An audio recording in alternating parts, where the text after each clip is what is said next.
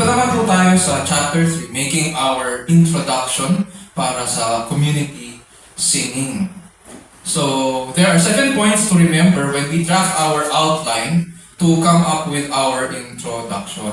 So, makita natin yung steps 1 to 7 there. Ang step 1 is ENT. Nilagay ko lang yung mga abbreviations na para sa madaling maintindihan. Pero, ilalatag natin yan isa-isa.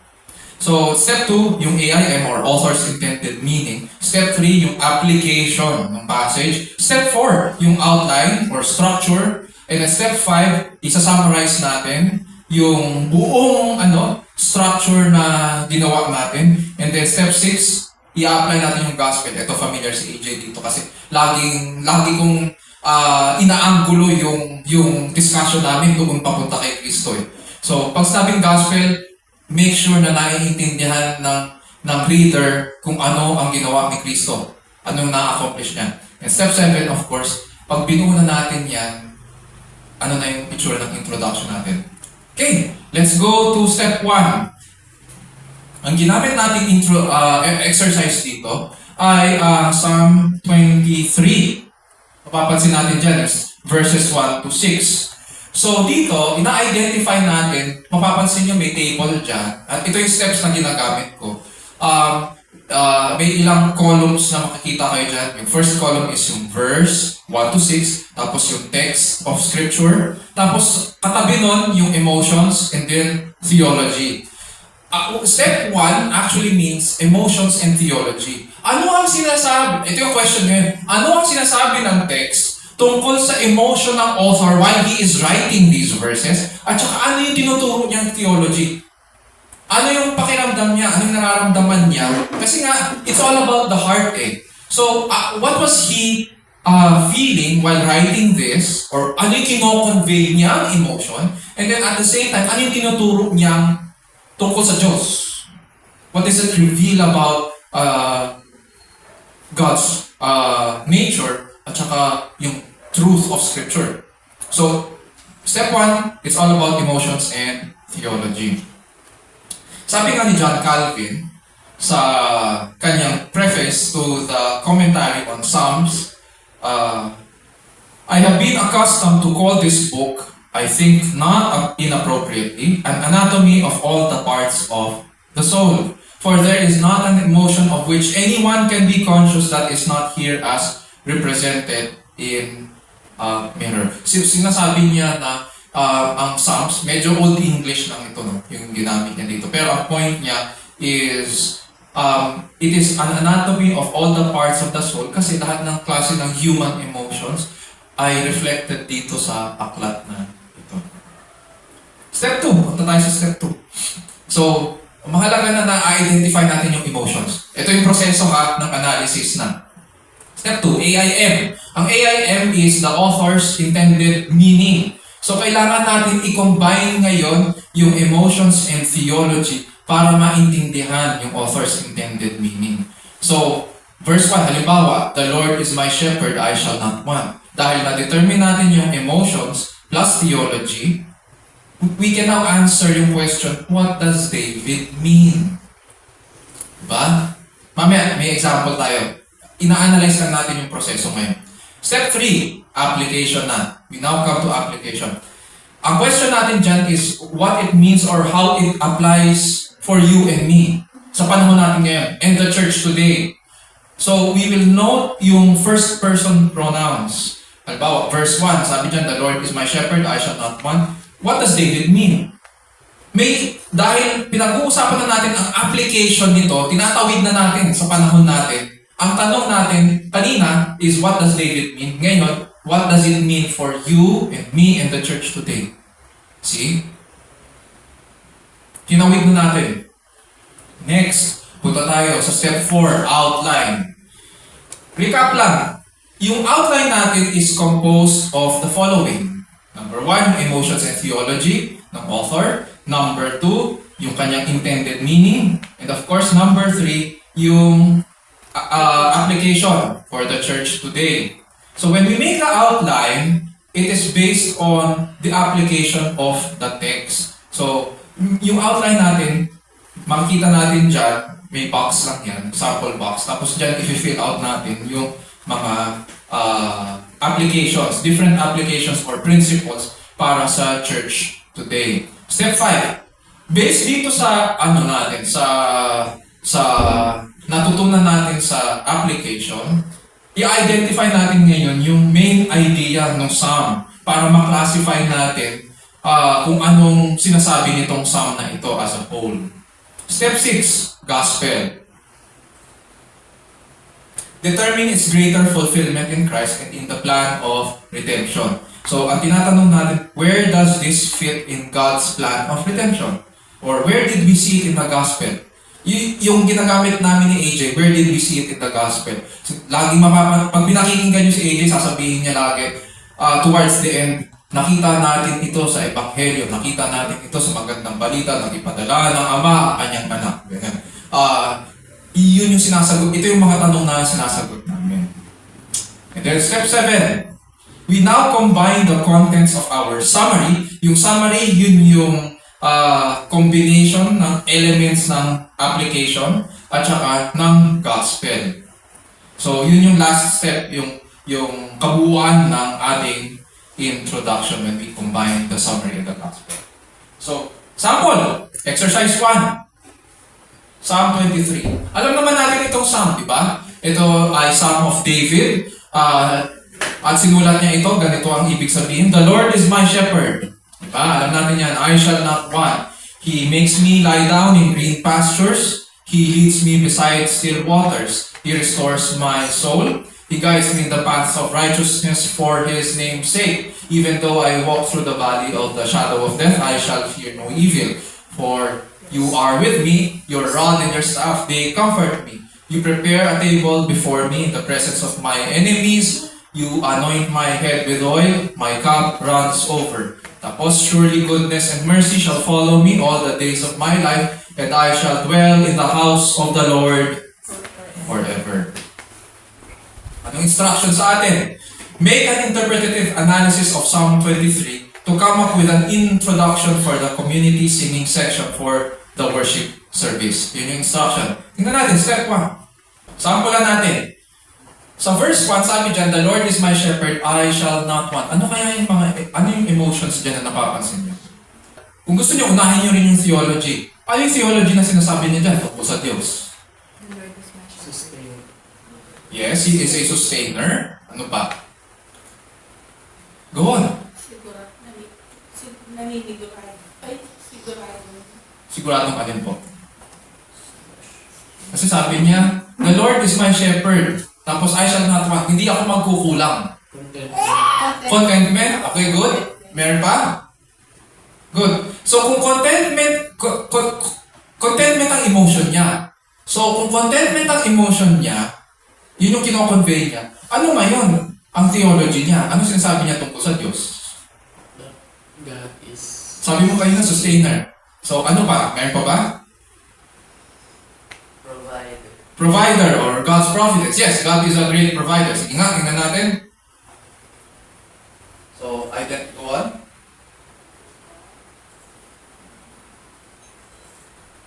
Next. Ayan.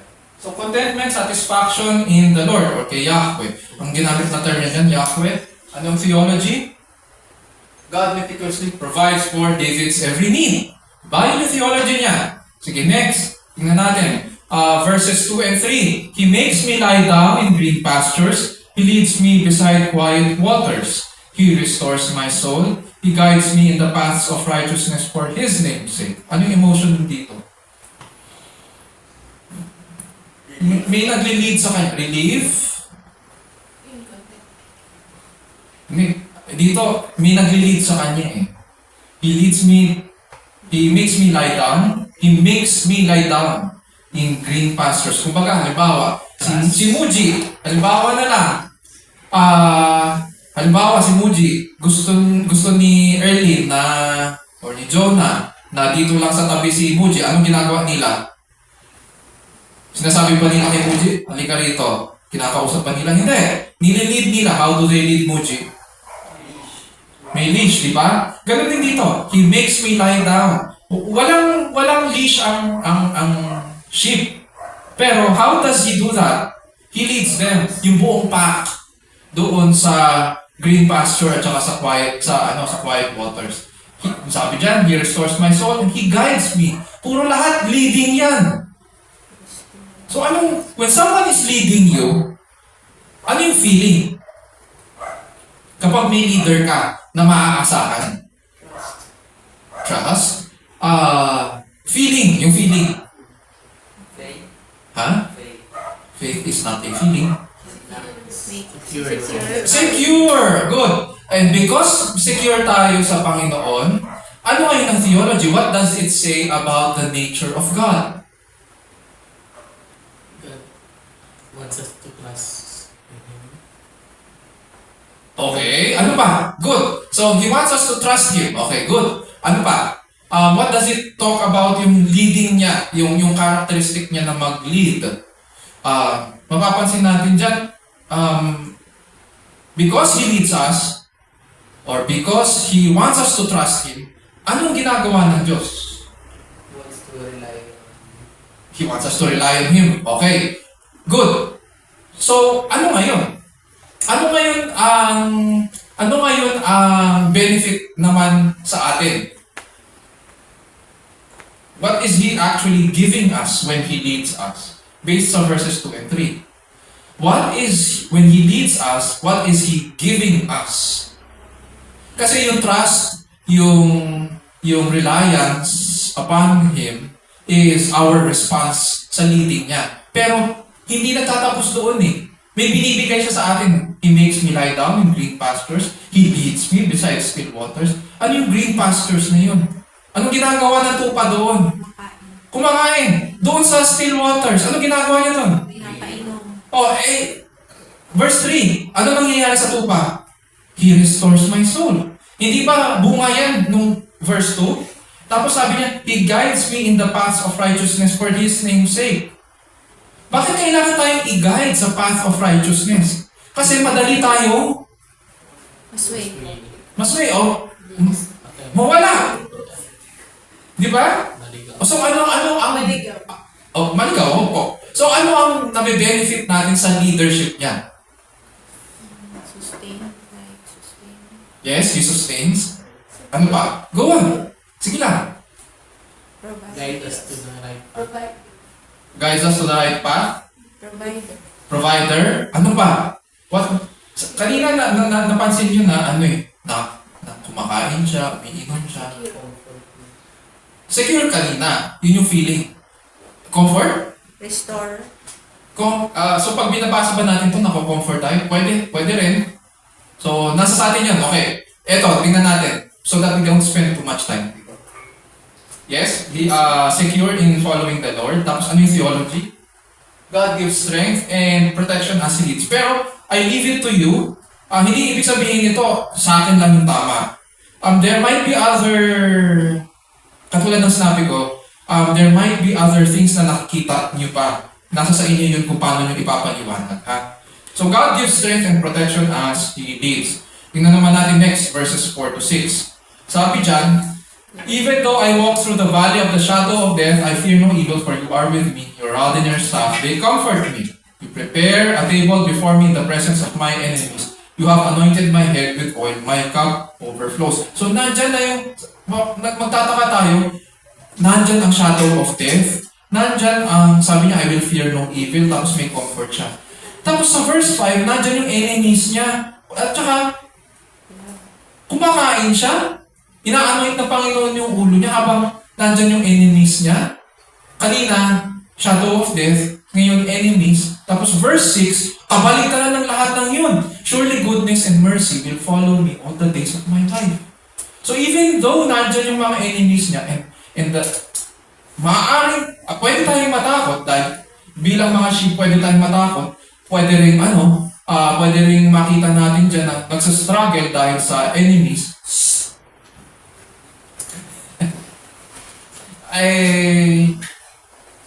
In the midst of all those struggles, ang pangako ng Panginoon, surely goodness and mercy will follow me all the days of my life. All the days of my life. Yun yung pangako. And I will dwell in the house of the Lord forever. So ano yung emotions dito na makikita natin? Sige. Next. Sige. Ano yung emotions dyan? Assurance. Assurance, confidence in the Lord in the face of death, evil, and enemies. Diba? And then, ano yung theology? What does it speak about God? Sabi dyan, God always abides with His people. Sabi, even though I walk through the valley of the shadow of death, I fear no evil, for you are with me.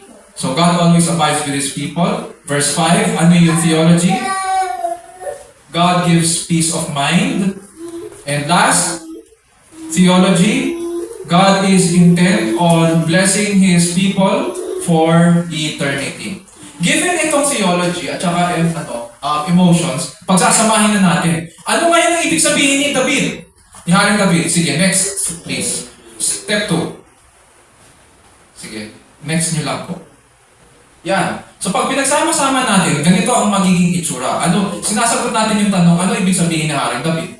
He is content or satisfied in the Lord because God meticulously provides for his every need. Tapos, he is secure. Notice, nauuna yung emotion. Tapos, binibigay natin yung cause for that emotion. He is content because he is secure, because he is confident. Sa verses 4 to 6, he has a confident assurance in the Lord in the face of death, evil, and enemies because, letter A, God always abides with him, God gives him peace, God is intent on blessing him for eternity.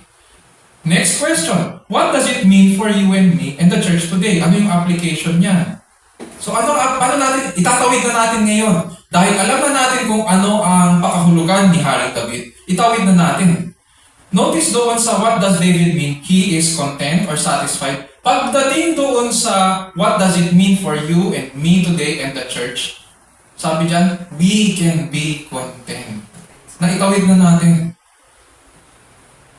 We can be content or we can be satisfied in the Lord because God provides for our every need. Kanina, for David's need or for his every need, ito sa panahon na natin ngayon. Sa verses 2 to 3, we can be secure in following the Lord because God gives us strength and protection. Tapos sa verses 4 to 6, we can have confident assurance in the Lord in the face of death, evil, and enemies because God always abides with us. God gives us peace of mind. God is intent on blessing us for eternity. So ano ngayon ang itsura ng outline? Gawa na natin ito ng outline. Yung outline na yan ay based doon sa what does it mean for you and me and the church today. Yan na yung outline. May outline na tayo. Ganyan pag gumagawa ng, yung mga pastor pag gumagawa ng service, may outline ka na. Diba? Pero wala pa yung laman. Hindi pa, kailangan pa natin i-consider yung main idea. Kailangan, dahil ganito ang outline natin, ano ba ang sinasabi ni Haring David tungkol sa Diyos? Ano yung main idea niya? Kanina nabanggit na yun eh. Narinig ko na eh. Kanina. So, next, step 5 na tayo. Ano na natin? Pagsama-samahin na natin. I-summarize na natin. Oops. Yan, main idea. So, what is the main idea of this song? Ang main idea niya, yung outline nandyan sa second column. Third column, main idea. We can trust in the Lord because He cares for or preserves each one of us in this life and for eternity. He preserves us in this life and for eternity. So we can trust in the Lord. And so, what is this psalm? Ang question dyan, ano siya? Anong klaseng psalm ito? Lament ba ito? Tungkol saan ba ito? Ano yung category nito? This psalm is a psalm of trust or confidence in the Lord. Yun lang. Simple. Next, step 6, gospel. Dadagdagan na natin sa baba. Next slide. Yan. Ang question in the gospel is, where did we see this in God's plan of salvation? Or where did we see this in the good news? Where does it fit? Sabi dyan, we saw the goodness and mercy of Yahweh when God gave us. Kasi usually sa mga psalms or sa mga passages of scripture, nandun sa pinakahuli. Ang ano, pag gusto nating mag-springboard, papunta sa Ebanghelyo, nandun sa pinakahuling verse yun. In this case, sa Psalm 23, ang pinakahuling verse niya ay, surely, goodness and mercy. Sabi nila, si Shirley, si goodness and mercy, laging sumusunod sa kanya. Yan daw yung mga tatlong mga magaganda na sumusunod kay Haring David. Si Shirley, si goodness, at saka si mercy. Anyway. So yun, surely goodness and mercy shall follow me all the days of my life, and I will dwell in the house of the Lord forever. Sabi sa gospel, we saw the goodness and mercy of Yahweh. When? When did we see that? Yung goodness and mercy niya, in the person of whom? Jesus Christ. When we were weak. So He is the one who is strong, who received the judgment and penalty of our sins. And so He paid the price to always be with us, to give us peace. Notice yung yung wording niya. He paid the price to always be with us. Hindi ba nandun yan sa Psalm 23? To always be with us, to give us peace, and preserve us so that we would be with Him in His house forever. So ngayon, pagsama-samahin na natin ito ngayon para magkaroon na tayo ng isang buong introduction para sa Psalm 23. Next slide. Yan na. Introduction. Ganito na. This psalm is a psalm of David. He wrote this to express his confidence in Yahweh because He takes care of us in the midst of the difficulties of this life and for eternity. David says that the Lord is our great shepherd and we can be satisfied in Him because He meticulously provides for our every need. Yan yung verse 1, di ba? Verse 1 and 2. As He leads us in green pastures and beside quiet waters, we can be secure in following Him because He is our strength and protection. Even though we walk through the valley of the shadow of death, we need not fear evil because He has assured us that He will always abide. Even in the face of our enemies, He gives us peace of mind. And He intends to bless us all the days of our life and for eternity. Surely goodness and loving kindness will follow me all the days of my life, and I will dwell in the house of the Lord forever. Next slide. Tingnan natin. Yung gospel. We saw the goodness and mercy of Yahweh when God gave us, we who are weak and threatened by the judgment and penalty of our sins, the person of Jesus Christ. He paid the price to always be with us, to give us peace and preserve us so that we would be with Him in His house forever. Mga kapatid, let us express our confidence in Him. Diba? Tungkol saan ba ito? Ano ba yung main idea? Trust and confidence in the Lord, diba? Let us express our confidence in Him by singing with all of our hearts and minds to the Lord. Ayan na ang introduction ng Psalm 23. Pero mas madali actually ang ginagawa namin na AJ every Sunday kasi kumukuha siya ng 2 to 3 verses lang. Ito kasi isang buong psalm. So kumuha tayo ng isang introduction based dito sa psalm na ito. Parang ano na siya, exhortation na siya. Exhortation siya. Hindi siya sermon, exhortation siya. Question. Sige. Pause mo na. Ang Psalm 2 po ay part ng introductions ng Book of Psalms after discussing yung the blessed man. Tingnan naman natin itong dinidiscuss dito tungkol kay Kristo. Ang Psalm 2. Sabi dyan, why are the nations in an uproar and the peoples devising a vain thing? The kings of the earth take their stand and the rulers take counsel together against the Lord and against His anointed. Dito pa lang, habang binabasa natin, meron na tayong questions. At maganda yun na tinatanong natin habang binabasa. That's how we study. Sino itong anointed ng Lord o ni Yahweh? Let us tear their fetters apart and cast away their cords from us. He who sits in the heavens laughs. Tumatawa ang Diyos. The Lord scoffs at them. Then He will speak to them in His anger and terrify them in His fury, saying, but as for me, I have installed my King upon Zion, my holy mountain. Verse 7, next slide. I will surely tell of the decree of the Lord. Ano yung decree niya? He said to me, you are my son, today I have begotten you. Wow. Familiar tayo sa mga passages of scripture na ito. Ask of me and I will surely give the nations as your inheritance and the very ends of the earth as your possession. Verse 9, you shall break them with a rod of iron, you shall shatter them like earthenware. Now therefore, O kings, ito naman kausap naman na niya yung mga hari. Show discernment, take warning, O judges of the earth. Worship the Lord with reverence and rejoice with trembling. Do homage to the Son, that he not become angry, and you perish in the way, for his wrath may soon be kindled. How blessed are all who take refuge in him. May connection pa rin siya sa Psalm 1. Kasi the blessed man yung Psalm 1. Dito, yung action, ano niya, yung call to action niya, ay may kinalaman, yung sa verse 12, may kinalaman doon sa blessed man pa rin. How blessed are all who take refuge in Him. Next slide. Ang instruction sa atin dito is to make an interpretative analysis of Psalm 2 to come up with an introduction for the community singing of the worship service. Eto, dito magbibigay ako ng background, pero pwede pa tayo mag-search for other backgrounds. Sabi dyan, next slide please. Yeah. This is a Psalm of David. Psalm 2 speaks of the rebellion of the world's rulers against God's anointed. The actual word na ginamit dito sa God's anointed ay Messiah.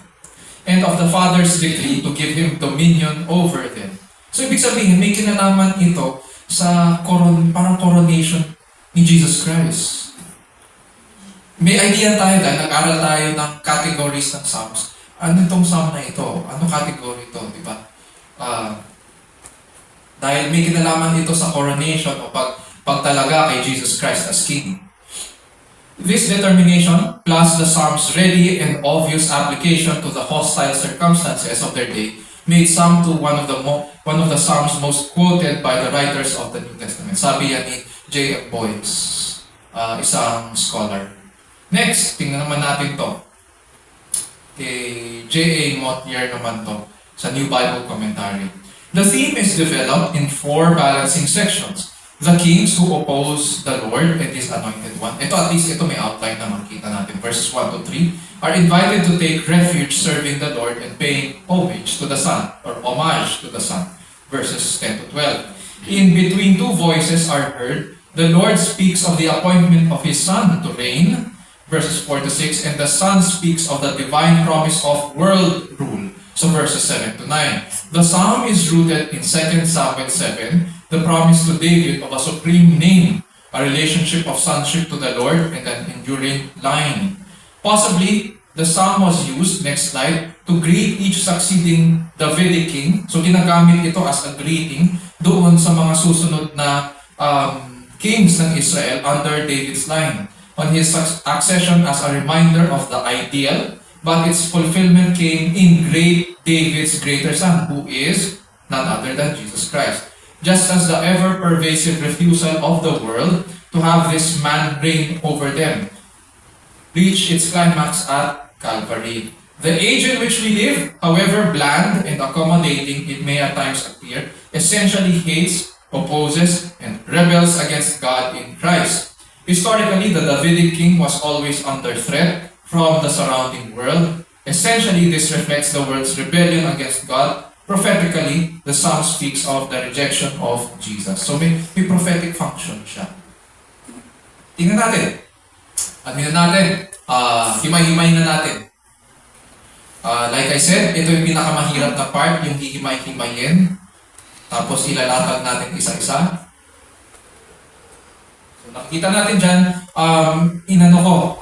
hinimay-himay natin, merong verses 1 to 3, may verses 4 to 6, may verses 7 to 9. Sinasabi sa verses 1 to 3, why are the nations in an uproar and the peoples devise a vain thing? The kings of the earth take their stand and the rulers take counsel against the Lord. Let us tear their fetters apart and cast away their cords from us. Ang nagsasalita dito ay ang writer, number 1 sa verses 1 and 2. Tapos sa number 3, ang nagsasalita ay yung mga hari, yung mga kaaway ng Diyos. So dito, kailangan natin i-determine sino ang writer nito muna. Sabi dyan sa Bible ba? Si David. Sabi mo dito. Sabi ko, oo. Meron ba dyan? Wala. Meron parenthetical? Wala rin. Wala, oo.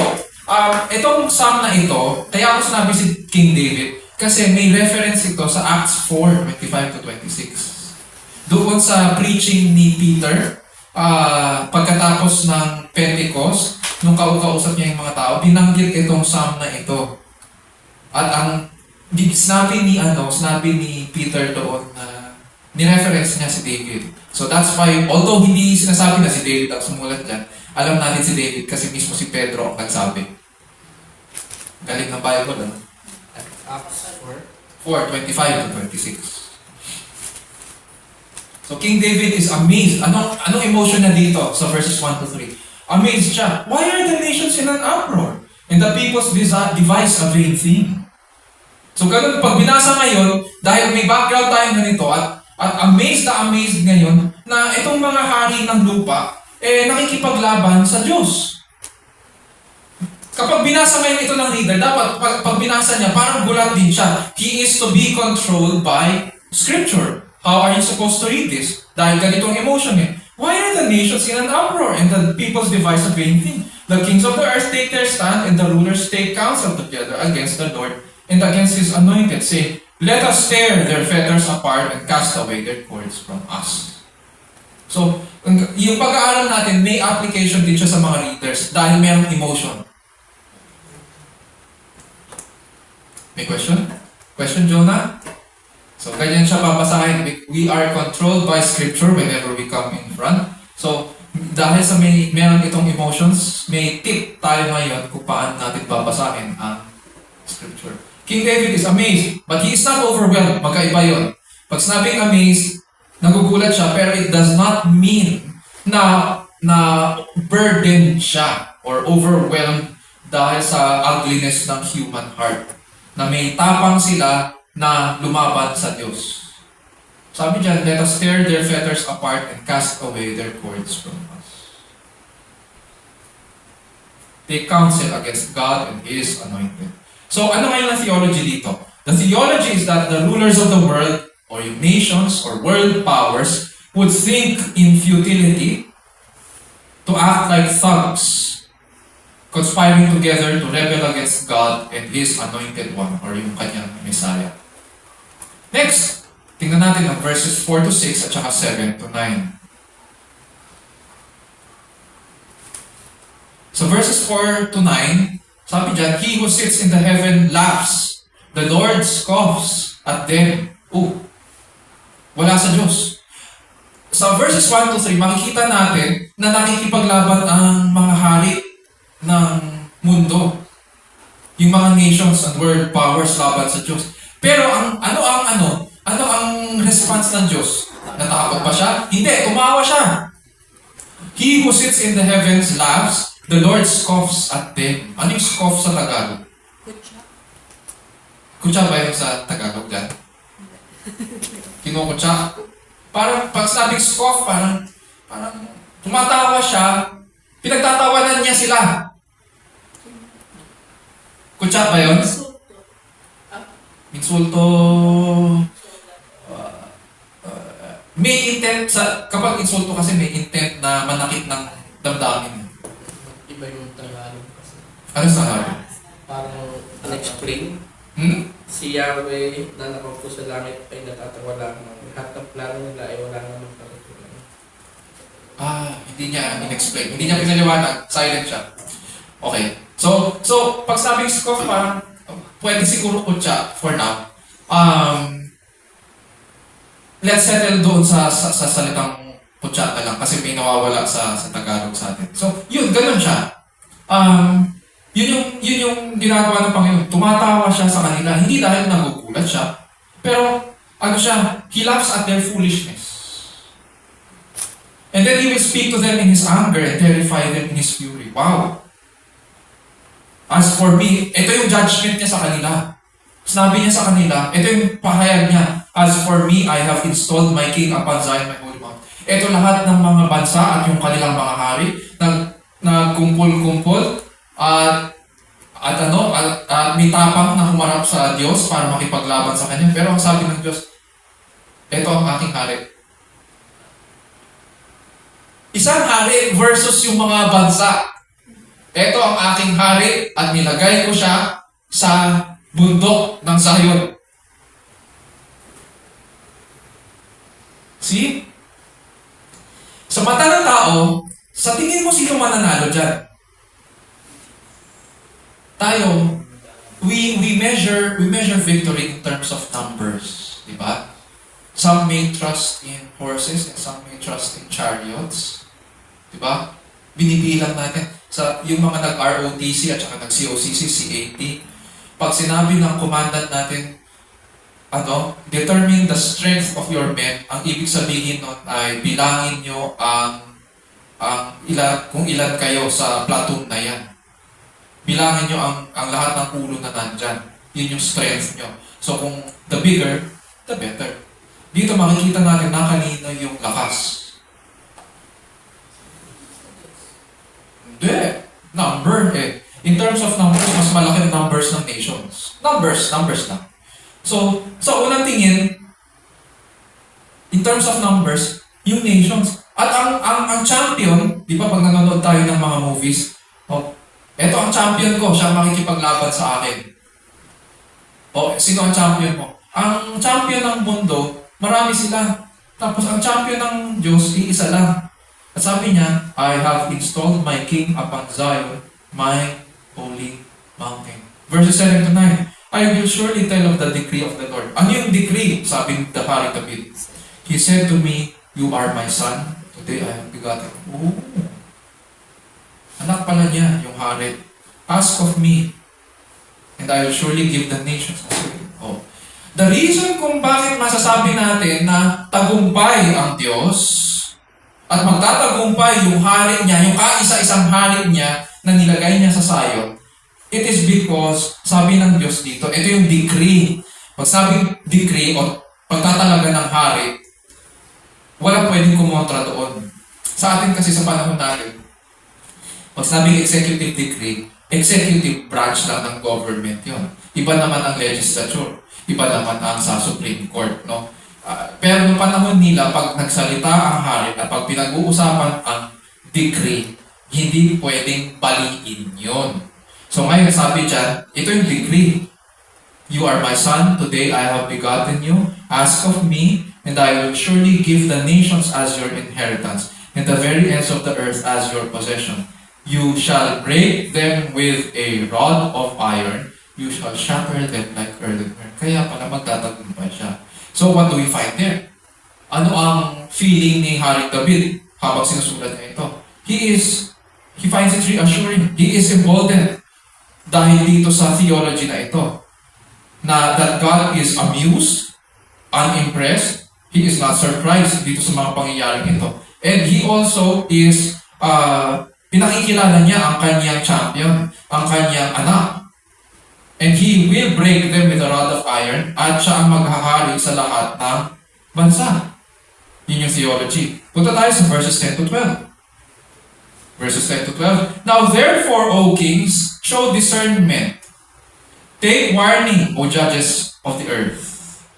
Worship the Lord. Ano yung pinagagawa niya sa mga hari? Worship the Lord with reverence and rejoice with trembling. Do homage to the Son, that He not become angry, and you perish in the way. May judgment na. For His wrath may soon be kindled. How blessed are all who take refuge in Him. So ano yung emotions dito? Ang emotion is that David is now concerned at binibigyan niya ng warning yung mga kings of the earth. He wants them to consider their ways, to worship the Lord with reverence, and to kiss the Son. Sa ibang versions, kiss the Son. By the way, pag-aaralan pala natin to sa last Sunday ng November. At anong theology? All who deny and oppose the Son will face the wrath or anger of the Lord and perish in the way. But the way of the blessed, ano yung way of the blessed? Is to kiss the Son and take refuge in Him. So anong ibig sabihin dito ni Haring David? Pag pag kinonsider natin ngayon yung emotion and theology. So yan na. Next slide. Go on. Yan. Pag pinagsama natin ng emotions and theology, it's all about what David feels and what David has learned about who God is. So King David is amazed but not overwhelmed by the ugliness of the human heart. He finds it reassuring. He is emboldened that God is amused by them and laughs in prelude. So yan na lahat. Yan sa verses 10 to 12. Next slide. Sabi dyan, David is now concerned sa verses 10 to 12 about the kings and issues a warning that all who deny and oppose the Son will face His anger and perish in the way. But the way of the blessed is to kiss the Son and take refuge in Him. Mapapansin natin na after determining yung AIM, nandyan din yung application. So, what does it mean for you and me and the church today? Next slide, please. Go on. So, sa verses 1 to 3, itatawid na natin from King David papunta sa atin, sa application sa buhay ng church. We should not be worried. We should not be overwhelmed that the rulers of the world or nations or world powers would conspire or rebel against God. Diba? Minsan maririnig niyo yun sa mga prayers natin. It helps us to understand na hindi dapat tayo nag-aalala sa mga pangyayari sa mundo natin. Naglalaban-laban sila at nag-aalsa sila at nag-conspire sila laban sa Diyos. Verses 4 to 6, we should find it reassuring that God is not surprised by them because He is divine and He is able to accomplish His plan without any resistance. Totoo naman, without any resistance, through the only begotten Son. He is able to accomplish. Sabi dyan, you shall break them with a rod of iron, you shall shatter them like earthenware. Hindi pa na nagsisimula ang laban, talo na sila. Uulitin ko, hindi pa nagsisimula ang laban, talo na. Hindi yan katulad ng pinanonood natin ng Game of Thrones at saka ng ano yung gusto kong pinanonood? Lord of the Rings or yung Vikings sa Netflix na kailangan i-announce yung paglalaban ng mga iba't ibang mga tribes tapos pag naglaban-laban, ayan, magsasagupanan. Ito, hindi pa nagsisimula, wala pa doon. Nagtitipon pa lang sila tapos dumating ang anak tapos talo na sila agad. Ganun. Hindi sila binigyan ng Panginoon ng pagkakataon na makalapit sa anak. Verses 10 to 12. What does it mean for you and me and the church today? Let this be a warning that all who deny and oppose the Son, parang application ito sa atin, diba? Sa mga sermon. That all who deny and oppose the Son will face His anger and perish in the way. We should remain faithful, loyal to the Son, and take refuge in Him. We should, and those who take refuge in Him will be blessed. So ano ngayon ang outline nito? Step 4. So, pinagsama-sama lang natin yung what does it mean for you and me and the church today. At ganyan na yung itsura. Maiksi lang. Maiksi lang yung natin. Outline ng Psalm 2. Sige, next slide. Summarize na natin. Identify natin ano ba yung main idea. So, dahil pinag-uusapan dito yung kaaway nila na naglalaban-laban tapos yung Diyos tumatawa, hindi siya amused siya actually sa ginagawa nila dahil ang tatapang nila. Pero at the same time, in-install ng Diyos ang kanyang hari sa Mount Zion at winawarningan sila dahil matindi ang hatol ng anak sa mga bansa. Ano ngayon ang main idea nito? Isang statement lang.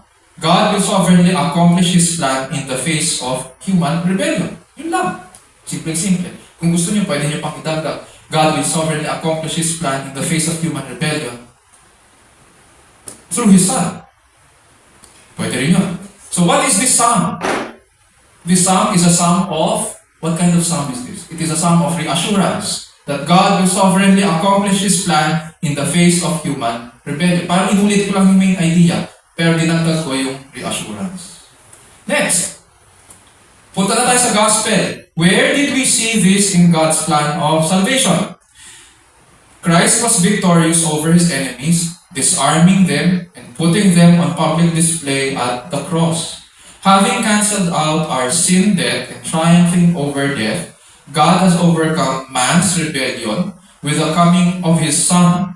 Christ, the promised King, has accomplished redemption for God's people and reigns as King over all to judge the nations and bless His people forever. Pagsama-samahin na natin lahat. Anong itsura ng introduction ng Psalm 2? This psalm is a psalm of David. He wrote this to express the reassurance that God will sovereignly accomplish His plan in the face of human rebellion. So, see, pinagsama-sama na natin yung summary and main idea. Tsaka anong klaseng psalm ito.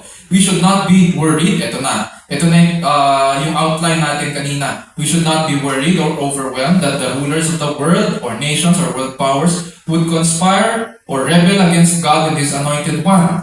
Rather, may we find it reassuring that God is not surprised by them because He is divine and He is able to accomplish His plan without any resistance through the only begotten Son.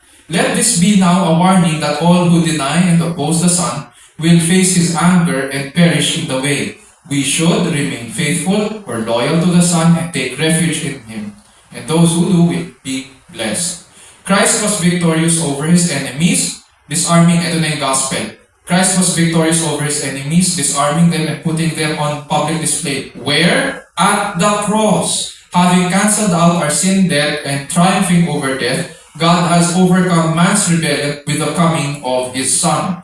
Christ, the promised King, has accomplished redemption for God's people and reigns as King over all to judge the nations and bless His people forever. Mga kapatid, let us express our loyalty, kasi hari nga ang pinag-usapan. Kaya kailangan loyal sa Kanya and confidence by singing with all of our hearts and minds to the Lord of Lords.